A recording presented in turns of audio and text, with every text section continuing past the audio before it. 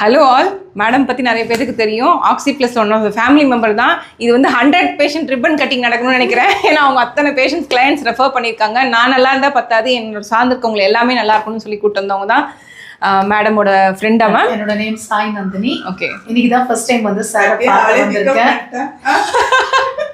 Sir ரொம்ப நேரம் நல்லா எக்ஸ்பிளைன் பண்ணாரு. ஸோ என்னென்ன ஃபர்தராக பண்ணணும்னு சொல்லிட்டு எல்லாமே சொன்னார். ஸோ எனக்கு ஃபர்ஸ்ட் செஷன்லாம் நாங்கள் முடிச்சிருக்கோம். ஸோ எல்லாம் சரியாயிடும்னு ஒரு நம்பிக்கையோடு வந்தாச்சு. ஸோ யார் அது? வாங்கண்ணா. நல்லா இருக்கும், நல்லா இருக்கும். டாக்டரா கண்ணாடி போட்டது கிரீட்ல தெரியல. உங்களுக்கு புதுசா பாத்துர்க்கேன், இன்னைக்கு தான் பாத்தேன். ஆமா, நான் இன்னைக்கு தான் சார் வந்தேன். ஆனா அவங்கள நீங்க ரெகுலரா பார்க்கலாம். இவங்க நிறைய பாத்துர்க்கேன். எப்பயுமே ஆக்சி ப்ளஸ்லயே தான் இருப்பாங்க. இவர் வந்து சொல்லவே வேணாம், எங்கள் அண்ணன் ஆக்சி ப்ளஸ் அண்ணன். ஆமா, நம்ம எல்லாம் ஒரே குடும்பம். ஒரே குடும்பம். ஓ, நம்ம குடும்பத்துல இவங்க ஜாயின் பண்ணி குடும்பத்துல இன்னைக்கு புதுசா இணைக்கப்பட்ட மெம்பர். சூப்பர்.